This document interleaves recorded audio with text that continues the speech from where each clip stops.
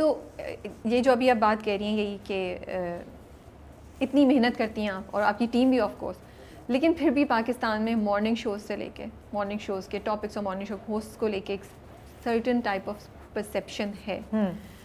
उस पे नहीं कभी आपको होता है कि यार क्या है, मतलब अब मैं जैसे मैं सवाल लिख भी रही थी ना, तो वेरी ऑनेस्टली शायद मैं भी कभी उन लोगों में हूँ जो जज करते हैं। मुझे ये होता था, लेकिन मुझे ये होता है 30 दिन आपने शो किया है, हाँ। या चले 24 दिन आपने शो किया है महीने के, 2 दिन कोई ऐसी वैसी बात हो गई, लेकिन 22 दिन जो अच्छी बात हुई उसको हम में से किसी ने नहीं बोला। अच्छा, ये प्रोसेस मैं आपको एक बात हाँ। बताती हूँ।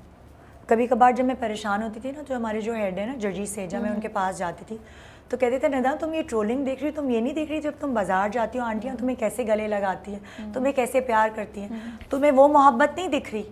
वहाँ से ना फिर उसके बाद मुझे समझ आने लगा। मैंने कहा यार जब मैं बाजार जाती हूँ या कहीं कोई भी आके अगर वो यंग लड़की वो कहेगी मेरी अम्मी आपको बहुत पसंद करती हैं, मेरी नानियाँ आपको बहुत शौक से देखती हैं। लिटरली कोरोना में भी जब हम मास्क लगा के जा रहे होते थे, मुझे औरतों ने यहाँ मुझे पप्पी की है कोरोना में भी। इतनी वो मोहब्बत देती है ना, सो मुझे ये सारी फ्रस्ट्रेशन ख़त्म हो जाती है।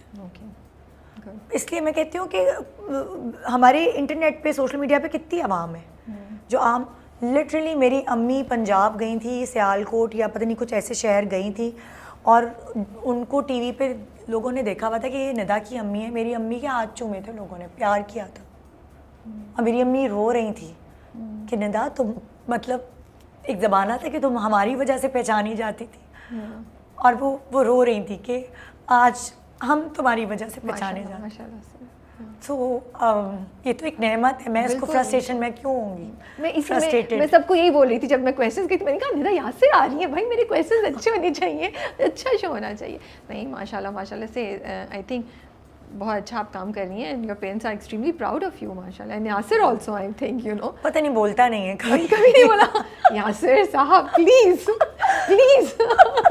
अलबत्ता मेरे शो पे आने दें, मैंने स्पेशल क्लिप आपके लिए करवाना है। मेरे बच्चों ने फार्मूला 1 वाला जो क्लिप हुआ था ना, सो उन्होंने मेरा बड़ा रिकॉर्ड लगाया, कोई और रिकॉर्ड लगाया ना, क्योंकि जब मैं ट्रोल भी हो रही थी तो मुझे पता नहीं था मैं हो क्यों नहीं हूँ ट्रोल। शुरू में जब वो क्लिप वायरल होना शुरू हुआ था, सो मेरे बच्चों ने मुझे भेजा, तो मेरे बच्चों ने कहा कि मम्मा ये क्या किया आपने। वो 5-6 साल पहले की का क्लिप था कोई, तो मैंने कहा अच्छा क्या किया है मैंने।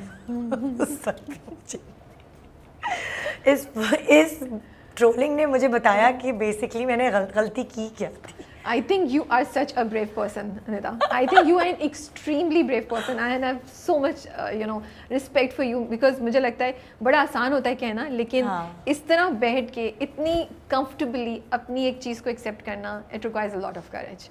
So I think I've learned a lot today from you. मुझे तो मैं सोचूं कि मैं भी जो गलतियाँ करती हूँ मुझे भी ओन अप करनी चाहिए, यू नो। और हाँ, बोलते गलती हो जाती है, आपके मुंह से स्लिप हो जाता है, पता नहीं आप क्या बोल रहे होते, क्या निकल जाता है। इंसान है and you said so rightly कि आपने क्लेम नहीं किया, मैं भी नहीं क्लेम करी कि हम पीएचडी हैं या हम बहुत इंटेलिजेंट हैं, हम इंसान हैं। मुझे एक बात बताएं, हम लोग तो कैमरे के आगे हैं ना, बहुत सारे डॉक्टर्स हैं, इंजीनियर्स हैं और बहुत सारे प्रोफेशंस हैं, टीचर्स हैं, गलती सबसे होती है ना, किसी की गलतियाँ नज़र नहीं आती होंगी, हमारी गलतियाँ नज़र आती हैं।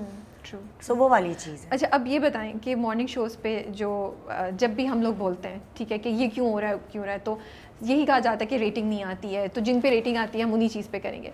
लेकिन एक पॉइंट ऑफ व्यू ये भी तो होता है ना निदा कि ऑडियंस को हमने ही चेंज करना है, आपने ही चेंज करना है आहिस्ता आहिस्ता। तो फिर अगर चेंज यहाँ पे होने को तैयार ही नहीं हो रहा कोई मॉर्निंग शोज़ में, तो फिर ऑडियंस कैसे चेंज होगी? तो कुछ है जहन में कि गोइंग फॉरवर्ड स्लोली इनकॉर्पोरेट करें चीज़ों को? आपको एक रैपर चढ़ाना पड़ता है, वो जो चीज़ लोग देखना चाहते हैं ना, आपको ये भी नहीं पता चलता ग्रेजुअली वो चेंज कैसे ला रहे हैं हम लोग, आहिस्ता। आप एग्जांपल देंगी कोई, क्या चेंज ला रहे हैं? मैं एग्जांपल ऐसे दूंगी कि जैसे फॉर एग्जांपल गोरा रंग, गोरा रंग का एक बहुत हमारे यहाँ क्रेज़ है, आप कुछ भी कह लें, कुछ के गोरा गोरा गोरा। सो शुरू में जब मैंने मॉर्निंग शो शुरू किया था, तो जो हर्बलिस्ट आती थी वो कहती थी गोरा रंग करने के लिए हम आपको ये बता रहे हैं। तो आहिस्ता आहिस्ता हमने उन्हीं से कहलवाना शुरू किया, गोरा रंग नहीं, इवन टोन। मैं पब्लिक को ये कहती हूँ देखो मेरा सांवला रंग है, देखो इसका ये कितना अच्छा लग रहा है ये सांवला रंग, लेकिन अगर आपकी झाइयाँ ख़त्म हो जाए, आपकी स्किन बिल्कुल एक जैसी हो जाए, इवन हो जाए, आहिस्ता आहिस्ता आहिस्ता आहिस्ता करना पड़ेगा। मैं उनका दिमाग नहीं बदल सकती कि मैं टीवी पर बिल्कुल आऊँ सही बात है। कहीं हम नहीं देख रहे भाई क्या बात कर रही है ये, सही है तो ना। ये कोशिश जारी है आप लोगों की? आहिस्ता आहिस्ता होगी ये चीज़, और वो आहिस्ता आहिस्ता हम ऐसे कर रहे हैं कि जो देखने वाले जो हमें ट्रोल करते हैं उनको नहीं पता चल रहा, लेकिन हम जिनको चेंज कर रहे हैं वो चेंज हो रहे हैं। वो आहिस्ता आहिस्ता होगी चीज़। नहीं, ये तो बहुत अच्छी बात और है। आप हमेशा नोट करें, आप जो आपके व्यूअर्स हैं अगर आप उनके लेवल पर आके, आपको अलग अलग किस्म के लोग देखते हैं, सिर्फ आपको एक सर्टेन क्लास के लोग नहीं देखते। अगर आप उनके लेवल पर आकर आप उनको बातें समझाएंगे ना, सो वो समझेंगे, वरना वो चैनल चेंज कर देंगे, क्योंकि उनकी ज़िंदगी में पहले ही इतनी टेंशन है, उनको एंटरटेनमेंट चाहिए। ट्रू। उनको नहीं सुननी नसीहतें टीवी पर। तो आपने मैसेज भी देना है तो उसको ऐसे खूबसूरती से और तमीज़ और तहजीब से देंगे यार, एंटरटेनिंग तरीके से देना है कि लोग सुन सकें। हाँ, ये चैलेंज तो है डेफिनेटली आप लोगों के लिए। मदरहुड क्या चैलेंज है आजकल, और वो भी अब ज़माना इतना चेंज हो गया है ना, आपको क्या लगता है, क्या सबसे ज़्यादा आपको आप फील करती हैं कि जो नई जनरेशन आ रही है, क्योंकि आप माशाल्लाह से खुद भी माँ हैं, लेकिन आप के जो गेस्ट आते हैं वो भी हर उम्र की लड़कियां आती हैं, जो 19 साल की एक्ट्रेस भी आ रही होती है आपके पास, एक जिसने नए आई है, कभी कोई 16 साल की बच्ची, 14 साल की या 13 साल की बच्ची भी आ रही होती है। तो अब ये जो हमारा ज़माना भी चेंज हो रहा है, आपको क्या लगता है कि चैलेंजेस हैं एज अ मदर, और क्या 2-3 चीज़ें जो आप समझती हैं कि करनी चाहिए? पता है मुझे ऐसा लगता है कि आपको मैंने मदरहुड किसी और से नहीं सीखा, मैं से फ्लैशबैक में जाती हूँ कि अगर मेरी अम्मी यहाँ होती तो उन्होंने मेरे साथ क्या किया होता। सो मेरी अम्मी ने जिस तरह हमें ट्रेन किया है ना एज मदर, मैं उनकी बहुत बड़ी फ़ैन हूँ इस मामले में, क्योंकि उस वक्त मुझे नहीं समझ आता था कि वो हमारे साथ क्या करी हैं, कैसे करी हैं, लेकिन जब हमें ऐसा लगा कि हम इतनी बैलेंस्ड लाइफ गुजार रहे हैं सिर्फ उनकी वजह से, सिर्फ मैं अकेली नहीं, मेरी बाकी बहनें भी, हम अपनी ज़िंदगी को प्रोफेशनल लाइफ के साथ साथ घरेलू लाइफ को इतना बैलेंस लेके चल रहे हैं माशाल्लाह। दे आर हैप्पीली मैरिड और वो अपने प्रोफेशन को भी साथ लेके चल रही हैं। उसका सारा क्रेडिट मैं अपनी माँ को देती हूँ। बेटों के लिहाज से यासिर को बहुत समझ है कि आपको बेटे को कैसे उसकी तरबियत कैसे देनी चाहिए। सो मैं अकेली तो नहीं सारा क्रेडिट ले सकती। अगर मैं और यासिर दोनों मिल के, कभी कभार दोनों में से एक गुड कॉप होता है, एक बैड कॉप होता है, हमें प्लान करना पड़ता है।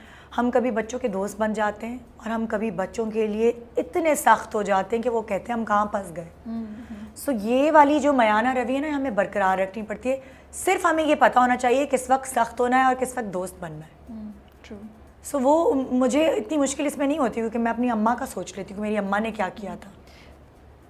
तो बेटी के साथ मुझे कैसे चलना है वो मुझे बहुत अच्छे से पता है, बेटे के साथ कैसे चलना है वो यासिर को बहुत अच्छे से पता है। तो you guys balance out each other माशाल्लाह से। लेकिन मुझे ये बताएं, आजकल की जो ये जो बच्चे हैं, मुझे लगता है बड़ी आज़ादी मांगते हैं, और कभी आज़ादी की लिमिट्स नहीं दे सकते हम। अब कभी कभी वो आज़ादी की लिमिट्स माँ बाप की डेफिनेशन से ज़रा ज़्यादा हो जाती है। तो how do you strike the balance? फिर वो बच्चों की तरफ से जो फ्रस्ट्रेशन होती है उसको कैसे हैंडल करते हैं? हम ऐसा करते हैं कि अगर वो 2 दफ़ा कहते हैं, अगर वो 4 दफ़ा इजाज़त मांगते हैं कि हम अपने दोस्तों के साथ खाने पे चले जाएं, तो हम 4 दफ़ा के बजाय 1 दफ़ा इजाज़त दे देते हैं। ठीक है, तो उनको थोड़ा सा ही होता है कि भाई हम 4 दफ़ा नहीं देते, हर दफ़ा जब वो मांगते हैं हम नहीं देते इजाज़त। कुछ हमारे रूल्स सेट है कि क्या करना है, क्या नहीं करना है, कहाँ तक जाना है, कितने। और सबसे स्पेशल बात, हम अपने बच्चों के हाथ में ज़्यादा पैसे नहीं देते। ये यासिर ने रूल सेट किया।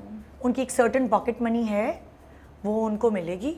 और यासिर का इतना अच्छा कहना है बच्चों के लिए कि उनके अंदर प्यास रखो, चीज़ों की प्यास उनके अंदर होनी चाहिए, हर चीज़ों ने नहीं फराम करो। मेरे बच्चे बेचारे कितने अरसे तक सेकंड हैंड मोबाइलों पे ज़िंदगी गुजार रहे थे। ये तो वाकई बड़ा टेस्ट है भाई। हमने उन्हें मोबाइल नहीं इस्तेमाल करने दिए, लेट मोबाइल्स दिए, सेकंड हैंड मोबाइल्स दिए।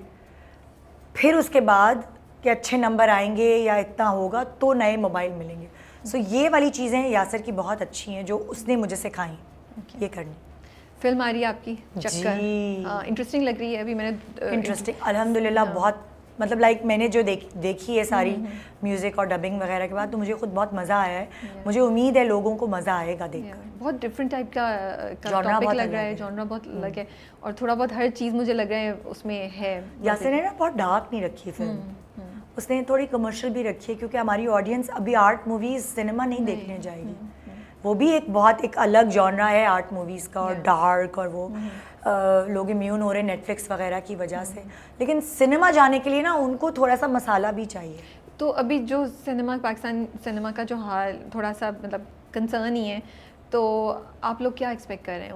What is your thinking? और मूवीज़ भी काफ़ी ज़्यादा आ रही हैं ईद पे साथ, तो आपके जहन में क्या है कि कितना हो जाए तो you guys will be happy? मैं तो ये कह रही हूँ कि जितना हमने लगाया है वो भी मिल जाए बहुत है। उसकी वजह ये है कि मैं और यासिर वो लोग हैं जो पैशनेट हैं फिल्म बनाने के लिए। फिल्म हमारा ब्रेड एंड बटर नहीं है। मैं कुछ और काम करती हूँ, यासिर भी कुछ और काम करता है। तो ये शौक के लिए किया आपने? ये हमारा पैशन है कि फिल्म इंडस्ट्री, अगर हम प्रोड्यूसर्स कोई भी नहीं आएगा यार, हम अपने पैसे लगा कर आते हैं, खुद फिल्म बनाते हैं, हम किसी का पैसा ज़ाया नहीं करते। इतना पैशन क्यों है फिल्म के लिए? एक्टिंग तो छोड़ दिया आपने। मेरे मियाँ का पैशन है ये। अच्छा। और मैं उसके पैशन के साथ उसके साथ लगी हुई हूँ। ये मतलब फिल्म बनाना यासिर का पैशन है। सो एक होता है ना जैसे बीवियाँ हर चीज़ में सपोर्ट करने के लिए आगे आगे होती है मियाँ को, सो ये बेसिकली यासिर का पैशन है और मैं उसको सपोर्ट कर रही हूँ उसके पैशन में। सो इसलिए मैं उसके साथ हूँ। As a female producer in Pakistan क्या चैलेंजेस हैं आपके? हर तरह के चैलेंजेस हैं। लोग सुन लेते हैं बात आराम से? हाँ सुन लेते हैं। फीमेल और मेल का कोई मसला नहीं है। प्रोड्यूसर के लिए चैलेंज ये है कि वो अपना इन्वेस्ट कर रहा है, मेहनत से कमाए हुए जो रकम है वो एज प्रोड्यूसर इन्वेस्ट कर रहा है फिल्म में, तो वो पता नहीं वापस आएगी कि नहीं। एक रिस्क तो है। बिल्कुल। अगर आप एक ड्रामा प्रोड्यूस करते हैं, आपको पता है आपका चैनल 1 नहीं 2 साल बाद पैसे आपके दे देगा, तो उसमें इतना रिस्क नहीं है। लेकिन फिल्म एक गैम्बल है। तो इसीलिए मैं और यासिर यही कोशिश करते हैं कि हम फिल्म अपने ज़ाती पैसों से बनाएं और कुछ ऐसा ही काम करें कि अच्छा ज़्यादा प्रॉफिट नहीं, सो वो जो लगा है वो तो मिल जाए। मगर अभी तक ऐसा नहीं हुआ। हमने जो भी फिल्में बनाई हैं अल्हम्दुलिल्लाह वो कामयाब हुई हैं, हमें कभी भी नुकसान नहीं हुआ। We are looking forward to this one also. ये अच्छी इंटरेस्टिंग लग रही है नीरम और अहसन के साथ, और यासिर भी हैं इसमें। मैं अभी आने से पहले उसका ट्रेलर देख रही थी, मैंने कहा अच्छा यार ये काफ़ी मज़े की लग रही है, स्टोरी डिफरेंट लग रही है। यासिर भी थोड़े डिफरेंट रोल में है वो ना। हाँ, बहुत डिफरेंट रोल में है। बिल्कुल, यासिर ने बहुत मज़े का काम किया है, बहुत अच्छी एक्टिंग की। बहुत बहुत शुक्रिया निदा आपका कि आपने। अच्छा मुझे फ़ैन बताइए, कभी कोई फ़ैन रिएक्शन बताइए। बाय निकली हो शुरू में जब निकला था, जब आप लोगों ने पहचाना? आपको बताया ना कोरोना में भी मुझे यहाँ गाल पे। कोई और किस्सा सुनाए, कोई शुरू का किस्सा सुनाए जब नया आपने शो स्टार्ट किया और लोगों ने पहचानना शुरू किया। तो कोई कहानी है कोई मज़े की, या वैसे ही कोई कहानी? चीखते हैं फ़ैन, कोई मिल जाती है चीखते हैं। अब मुझसे मिलते ना लोग, उनको लगता ही नहीं कि मैं मुझसे पहली दफ़ा मिले। सो मुझे गले लगा लेते हैं। बहुत सारी ऐसी चीज़ें कर देते हैं जो लोग अपनों से करते हैं माशाल्लाह से। मतलब दूसरे शायद सेलिब्रिटी से मिलें तो वो झिझकें कि तस्वीर खींच लो है, वो उनका पहला रिएक्शन यही। इतनी अपनाइयत होती है ना उनको। वो मुझे कहते हैं आप ऐसा नहीं लगता कि हम आपसे मिले हुए नहीं हैं, आप हमें बहुत अपनी लगती हैं माशाल्लाह। सो मेरा that's a huge thing। हाँ, it's a huge compliment। हाँ, और बहुत सारे फैंस शुरू में मुझे फ़ोन किया करते थे मशवरे मांगने के लिए। अच्छा, कि मैं क्या करूं। जब मेरे पास उस वक्त टाइम होता था फिर मैं उन्हें मशवरे दे भी देती थी। अभी सोशल मीडिया पे मेरे इंस्टा पे मैसेज करते हैं, आते होंगे DMs। आते हैं कभी कभार। मैं उनको जवाब दे देती हूँ, मुझे मशवरा दो निदा, मैं क्या करूँ। मैं एक डॉक्टर हूँ, मैं सारा काम छोड़ छाड़ के बच्चे पाल रही हूँ, मुझे बहुत डिप्रेशन होता है, मैं क्या करूँ। ऐसे सवाल आते हैं। सो फिर मैं उनको थोड़ा काम डाउन करती हूँ। That's so nice। इस तरह जब टाइम मिलता है। I know you guys are so busy माशाल्लाह से। बहुत बहुत शुक्रिया आपका कि आप आई और आपने टाइम निकाला। बिकॉज और अच्छा वो निकल गया, वरना मॉर्निंग में तो आपको टाइम नहीं मिलता। पता नहीं मैं क्या क्या बोल गई। नहीं, आई थिंक अच्छा बोली है, जो भी बोली है। मुझे तो बहुत मज़ा आया। मैं तो आज बड़े मज़े की बातें सुनी। मैं तो हंस के, यू कैन सी, मेरा तो हंस के बुरा हाल हो रहा था। बट शुक्रिया बहुत कि आपने टाइम निकाला। बहुत शौक था मुझे कि इस तरह आपसे बैठ के गप लगे। आज फाइनली ये हुआ, आखिरकार। तो we wish you all the best and we would love to keep seeing you in Good Morning Pakistan. Thank you so much. Thank you.